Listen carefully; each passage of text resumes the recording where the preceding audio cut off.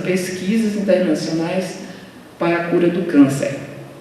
Esse sapinho depende das plantas, porque não existe fauna sem flora, não existe flora sem fauna. Então, não é quando você cuida da planta, você está cuidando de um sistema, né? De um ecossistema completo. E aí vem da importância do nosso trabalho. Aqui a gente tem uma referência que eu coloquei sobre o que é um conceito de jardim botânico no mundo. O BGCI, ele diz que os jardins botânicos são áreas protegidas, que apresentam coleções botânicas abertas ao público com finalidade de educação, conservação, pesquisa, lazer e prestação de serviços ecossistêmicos. Estão localizados em centros urbanos, assumindo funções estéticas, ambientais e sociais. Vocês perceberam que os jardins botânicos sempre estão nas cidades e sempre estão dentro das florestas urbanas e fazem parte da floresta urbana? Então veja que coisa linda. Aqui a gente tem um conceito no Brasil que vinha da nossa extinta resolução CONAMA 339, que era a única norma que a gente tinha tratando dentro do governo brasileiro sobre os jardins botânicos e que foi tirada pelo governo, e a gente não tem hoje uma normativa valendo. A gente está esperando agora o novo presidente para a gente sentar, qualquer que seja ele, e puxar esse diálogo. Mas aqui a gente tinha como referência, ela diz que, para os efeitos dessa resolução, entende-se como jardim botânico a área protegida também, constituída em seu todo ou em parte de coleções de plantas vivas cientificamente organizadas, documentadas e identificadas, com a finalidade de estudo, pesquisa, documentação do patrimônio florístico do Brasil, acessível ao público em todo ou em parte. Quer dizer, o jardim botânico não precisa estar todo em exposição, ele pode ter partes em exposição. Em parte, servindo para a educação ambiental, cultura, lazer e a conservação do meio ambiente. As estratégias para a conservação, e aí o professor falou sobre espaços não formais para a educação. O Jardim Botânico é um grande espaço não formal de educação. Então, ele é um centro de pesquisa, porque lá se desenvolve pesquisas sobre o desenvolvimento das plantas. É uma escola, porque a gente recebe muitos estagiários e ajuda a formar novos profissionais. É um templo, porque dentro das cidades, principalmente as cidades muito caóticas, os jardins botânicos se tornam verdadeiros santuários de paz, de sossego, de relaxamento para a população. É um parque também. Meu Deus, vou ter que correr aqui, gente. É uma área de lazer, possui laboratórios e tem um cenário belíssimo, né? Todo jardim botânico é um espaço muito fotográfico. E também é um museu, é considerado museu como coleção de plantas, então ele é um museu vivo. Aqui eu vou passar rapidinho para mostrar um pouco o cenário dos jardins. Aqui a gente tem o Jardim Botânico tá vendo? Rodeado da cidade. E lá está o verde, né? O Jardim Botânico do Rio.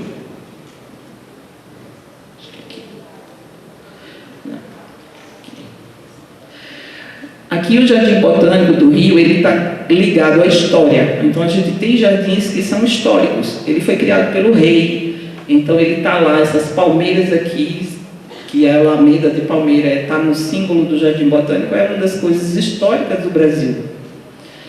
A gente tem o Jardim Botânico de Curitiba, que também está rodeado, né, da população aqui da cidade, e aquele grande verde. E ele é muito cenográfico. Sempre errando aqui. O Jardim Botânico Plantarum, que é um jardim botânico maravilhoso, com 2 hectares, mas que possui uma coleção imensa do Lorenzi, não sei se ele está aqui, e ele é altamente instagramável. Eu aprendi com minha filha agora esse termo, né? A gente vê sempre aprendendo com os adolescentes, que instagramável é um lugar que você tira muitas fotos para colocar na rede social. Então, hoje as pessoas criam cenários instagramáveis. Jardim Botânico de Manaus, esse aqui é a Reserva Duque, mata primária, né, maravilhosa. E o Jardim Botânico aqui ele foi criado como uma forma de barrar o desenvolvimento da cidade. A cidade estava avançando por cima da Reserva Duque e uma das estratégias dele foi criar o MUSA, que é o Museu da Amazônia, que fica lá no iniciozinho. Aqui a gente tem o Museu Paraense Emílio Guilde, em Belém, que também é uma cidade planejada e essas quadras foram preservadas com a mata nativa. Então, existem plantas aí enormes, maravilhosas, samalmeiras, incríveis. E ele é também um zoobotânico, que antigamente se criava muito isso, Fundação Zoobotânica. Então, tinha fauna e flora, animais, inclusive, exóticos, né? O Guilde tinha uma onça, não sei se ainda tem, mas tinha uma onça e outros animais. Jardim Botânico de Porto Alegre, então está vendo aí a cidade toda urbanizada em volta e aquele maciço verde delicioso, é um santuário realmente. A fundação é o Jardim a Zoobotânica de Belo Horizonte, também abraçada pela cidade, dentro desse contexto de um espaço preservado maravilhoso e importante.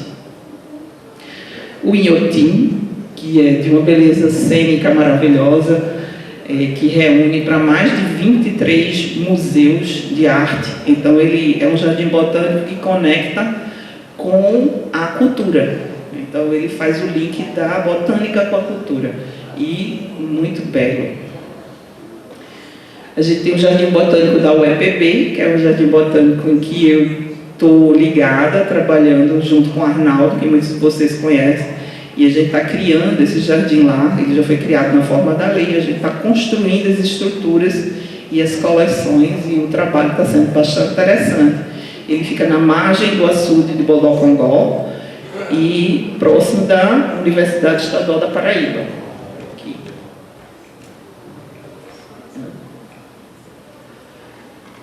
E aqui eu tenho o Jardim Botânico de Recife, que fica na BR-232. A cidade fica conectada aqui embaixo, é um bairro, e o centro urbano fica mais para a direita. E é um jardim com 12 hectares, essa parte amarela, e mais 20 hectares, essa parte vermelho, e hoje eles foram conectados. E foi um jardim onde eu trabalhei por 6 anos. E aqui a gente vem... Ai, meu Deus, 5 minutos. Aqui a gente vê algumas atividades, porque o que acontece? Vocês viram a variedade enorme que tem de jardim, né? A variedade de atividades. Então, o que acontece? Jardim Botânico, mais do que um espaço territorial, ele é um conceito, ele é uma atividade. Então, você pode ter um jardim, por exemplo, pequeno, e você pode desenvolver atividades, como, por exemplo, o Lorenzi falou na palestra dele. Ele tem o Jardim Botânico dele e ele criou aquela alameda que é de acesso ao Jardim Botânico. Aquilo é uma coleção botânica e faz parte do Jardim Botânico, porque ele continua cuidando, continua mantendo as plaquinhas organizadas, ele continua preocupado com a poda. Então, a atividade do Jardim Botânico, ela transcende os muros do seu território.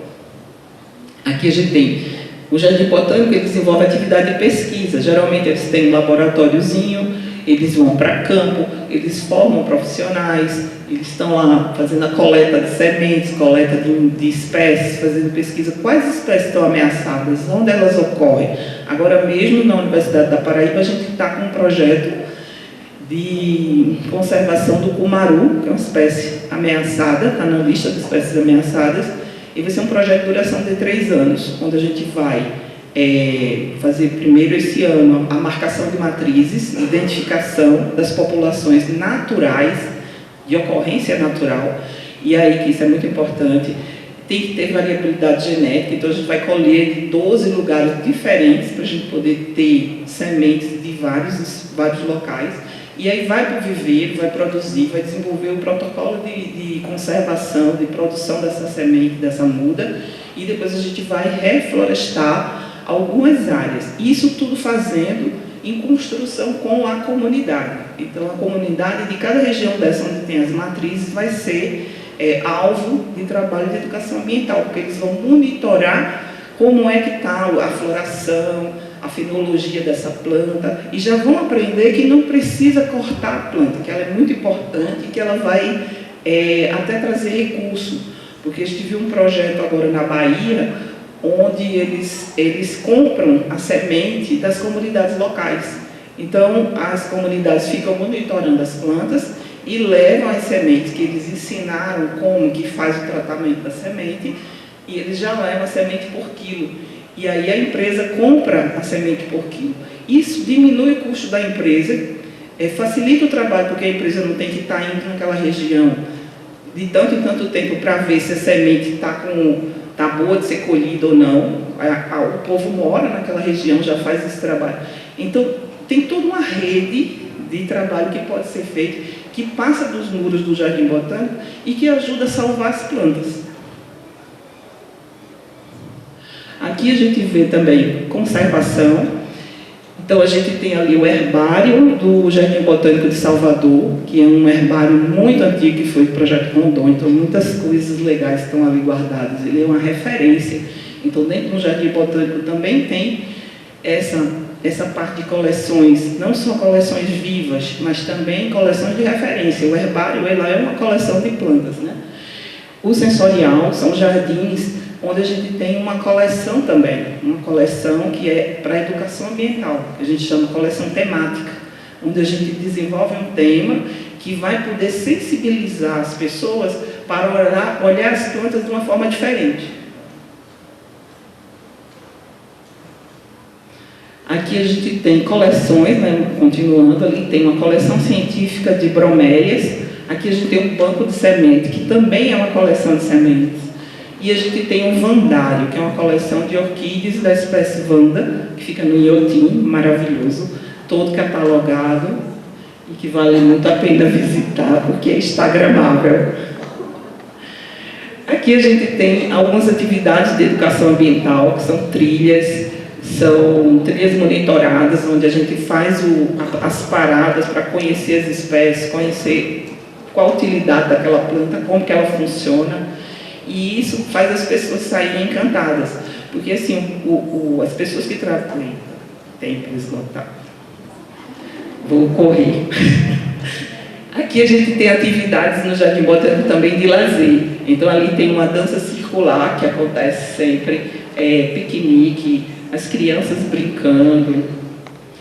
A gente tem também o lazer de contemplação, que nem sempre o lazer na natureza é um lazer de aventura, gente. Tem muita gente que não faz o lazer de aventura, então ele precisa fazer um lazer de contemplação.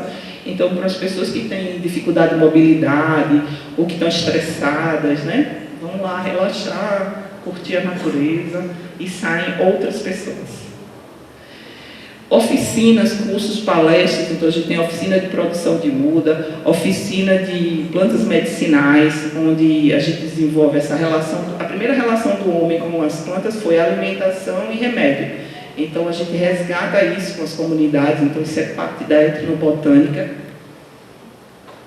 E a gente chega numa parte que eu acho que é um link muito forte com a floresta urbana e com o trabalho da arborização, que é a produção de mudas. Os jardins botânicos, eles podem ser locais muito importantes para a produção de muda que vai para o plantio urbano com qualidade e com variedade de espécies. Então a gente pode garantir a biodiversidade. Lá no Jardim Botânico, isso aqui é do Jardim Botânico de Recife, onde eu trabalhei, a gente começou a domesticar e estudar, pesquisar espécies da Mata Atlântica que não eram utilizadas na arborização urbana e que a gente poderia introduzir na arborização urbana. Então a gente começou a fazer esse trabalho e encontrou umas 2 novas espécies para colocar no hall, né, das plantas que iam para a arborização urbana, fora as que vão para o parque. E aí a gente tem aqui o quadrinho conservação, pesquisa e educação ambiental. São os 3 pilares de um jardim botânico, das atividades de um jardim botânico. Eu não vou ler para não demorar mais. E falar um pouquinho da Rede Brasileira de Jardins Botânicos, que hoje estou presidente, que é uma associação sem fins lucrativos, que tem 31 anos e que agrega vários jardins botânicos no Brasil, e que a gente tem por missão justamente apoiar, disseminar, colaborar, para que a missão, aquela lá do GSPC, seja cada vez mais real para esses jardins, principalmente aqueles que são criados por vontade política, e às vezes não, os técnicos, coitados, às vezes eles procuram a gente assim, como é que eu faço? Então a gente capacita, orienta e faz todo esse trabalho junto. E aí eu fico à disposição de vocês para qualquer dúvida, pergunta, fico aqui à vontade. Inclusive, a gente está trabalhando com a professora Eliane no sentido de criar um jardim botânico aqui na UFMS. Então, o campus, né, eu acho que a universidade é um dos melhores lugares para você criar um jardim botânico, porque você tem toda a produção científica, você tem projetos de extensão, você tem estagiários, né, dispostos e alegres e felizes para construir isso, e você pode criar o link com toda a comunidade do entorno. E a universidade passar a ter esse trabalho mais voltado para a sociedade. Então, fico à disposição de vocês. Obrigada.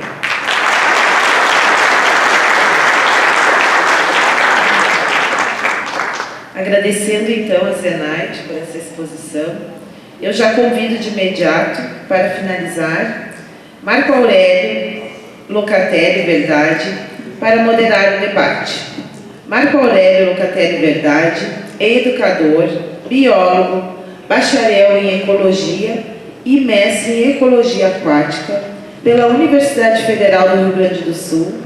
É também doutor em educação pela Universidade Evangélica do Paraguai.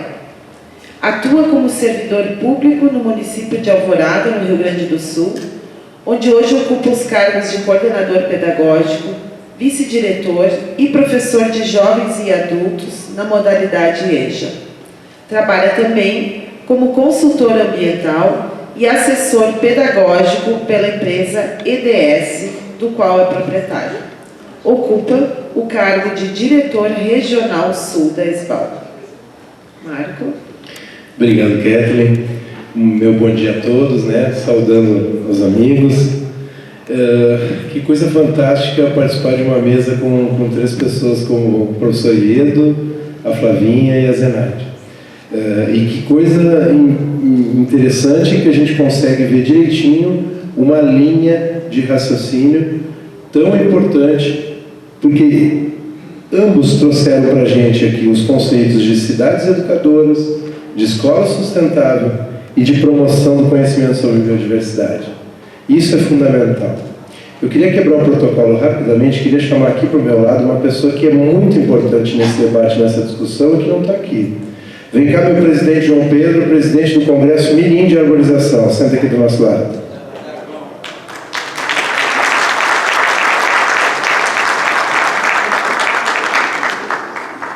Esse menino é fantástico.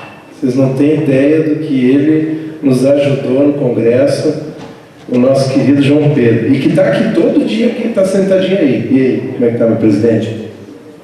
Como é que é? O João vai iniciar, só eu queria que ele relatasse para vocês o que ele relatou ontem, né, para as pessoas do Congresso, do que ele, qual é a opinião dele, né, sobre o Congresso Mirim, o que tu pôde aproveitar, o que tu acha de ter participado de um Congresso Mirim? Foi muito legal para mim, eu já venho nos alunos um ano e meio criados quando eu nasci, né? Porque minha mãe estava grávida uma vez de mim quando foi, né? Mas eu gostei demais, ainda não só como presidente, mas também como uma pessoa participando. Se não fosse, também a Maria. Muito bom. Nosso presidente querido, esse menino...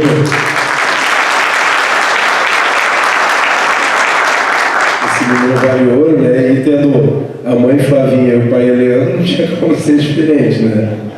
Eu queria fazer algumas rápidas considerações em função do nosso tempo. Professor Iedo, que bom poder lhe ouvir e pensar que eu não estou tão errado assim, porque eu já tomei muita pedrada, porque às vezes nos eventos eu falo o quanto eu sou contra, nas semanas do meio ambiente, que são promovidas pelo Brasil inteiro, movimentos como esses, onde não se pensa no pós-plantio, onde as pessoas vão lá, participam, você vê de tudo, vê prefeito, vê vice-prefeito, vê vereador, vê todo mundo lá com aquelas roupas extremamente, assim, roupas, né, apropriadas para um plantio, então é terno, gravata, e o pessoal vai lá e faz o plantio da árvore, mas no outro dia, quem é que vai cuidar daquelas árvores, né? São os voluntários, são esses abnegados que hoje fazem com que a gente ainda tenha a esperança de que as coisas podem acontecer da melhor forma. Então, essa questão trazida pelo professor Iedo é uma questão muito importante. A mobilização para movimentar a comunidade que ela receber determinada muda. Isso é fundamental. Porque hoje a gente tem alguns processos extremamente interessantes. A gente tem a educação ambiental com as crianças, que quando eu comecei a fazer isso lá em 2001, quase que era no outro século, né? Em 2001, quando eu comecei a trabalhar com educação ambiental, eu lembro que eu usava no meu discurso assim, de que não serei eu, Marco, que vou ver os resultados dessa mudança da educação ambiental, porque é um processo longo, processo a longo prazo, processo que tem que ser contínuo, né? Mas que era muito bom participar desse processo. E hoje eu já mudei completamente meu pensamento. Eu estou aqui com 51 anos e a gente consegue perceber nas crianças essa garra, essa vontade de criar novas culturas. Porque o adulto, queira ou não, ele tem, na maioria das vezes, uma cultura que está enraizada já. Como eu sempre uso nas palestras, como é que eu vou dizer para o meu pai lá com 80 anos que agora ele tem que separar o lixo? Que ele tem que separar o que é seco, o que é orgânico, se ele passou a vida inteira fazendo, misturando tudo. Então, a gente precisa trabalhar com essas crianças, com esses jovens, cada vez mais, incentivando esses jovens e fazendo com que eles acreditem de que sim, eles farão a diferença, mas a gente não pode deixar de trabalhar com os adultos. E aí, claro, professor?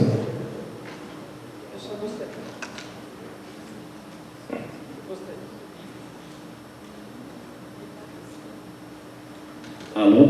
Deu. Muito bem. Eu só gostaria de fazer uma colocação, que eu estou aqui me contorcendo e eu deveria ter feito na fala e não fiz. Quem é mãe aqui, quando pega os pequenininhos, toda mãe que se preza já fez essa bruta sacanagem com a criança, que ama o filho que tem. A criança faz uma pergunta para a mãe, mãe, ela fica caladinha. A criança repete, mãe, aí que ela se fecha de vez. Na terceira perguntada, ela, sem hesitar, ela dá uma resposta magistral que tinha que prendê-la. Mãe, por quê?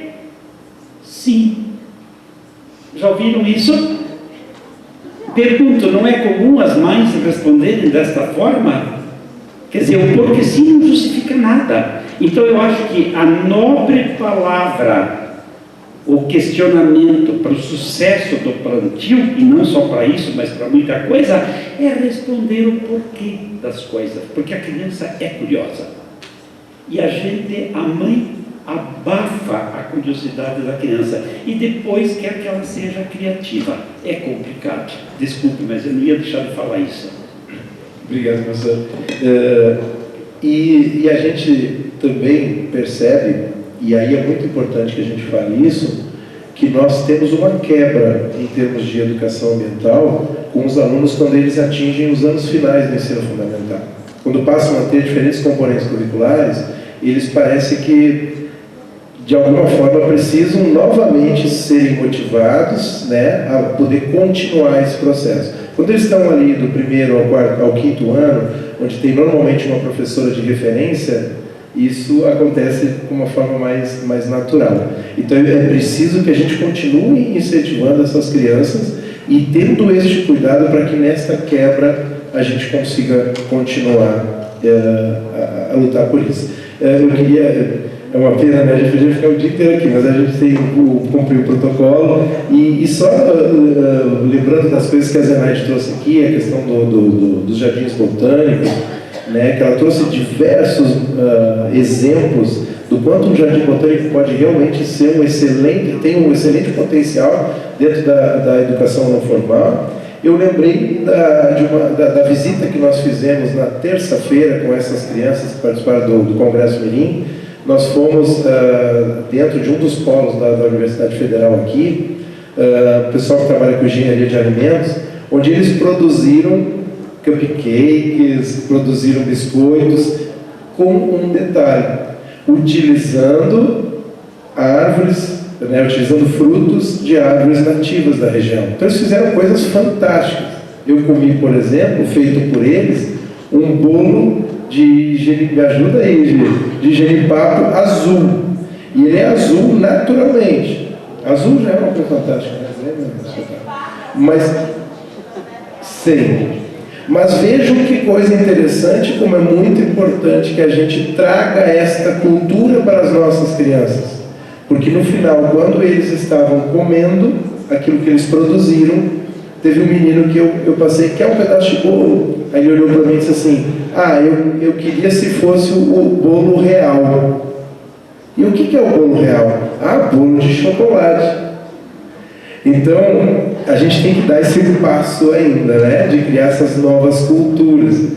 Usava, por exemplo, um exemplo lá do Rio Grande do Sul, que eu tenho um grande amigo que ele tem uma fábrica, uma sorveteria lá, e teve um determinado período que eu fiquei muito feliz porque ele lançou um picolé de butiá.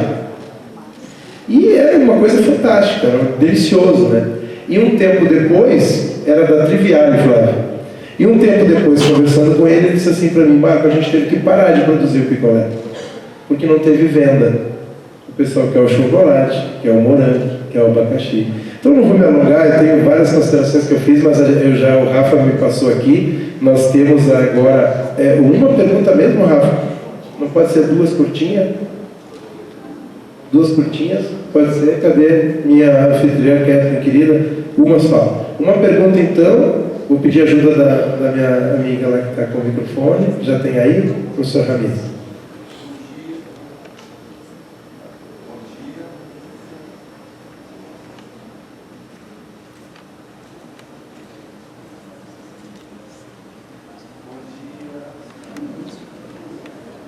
Quer dizer isso aqui? Bom dia. Ramires Tetin, engenheiro agrônomo em Palmas, Tocantins.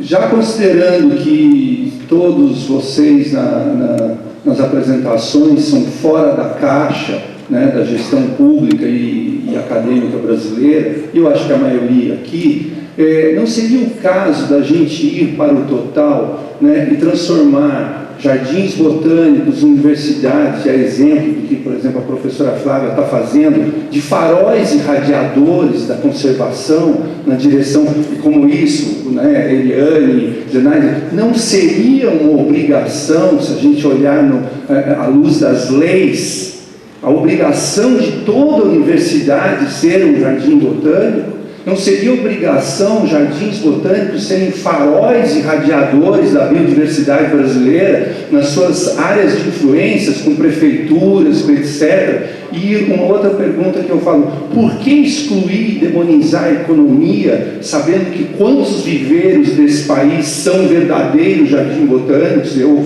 homenagearia aqui, por exemplo, João Teles, em Trindade, aquilo é um jardim botânico, né? Ou Nuto, na Campineira, em Campinas. Será que isso não seria o espaço do Jardim Botânico? Por que eu, como viverista, não posso ter uma relação especial com o Jardim Botânico e também me tornar um centro irradiador disso, né? E sair disso e nos transformarmos em cidades irradiadoras, em instituições educadoras, irradiadoras do que a gente quer, né? Que é a biodiversidade. Então eu gostaria dessa coisa de assim, por que não, como as crianças nos ensinam, por que não sermos irradiadores disso, né, e quebrarmos, né, a burocracia do país mais burocrático do mundo, segundo o Banco Mundial?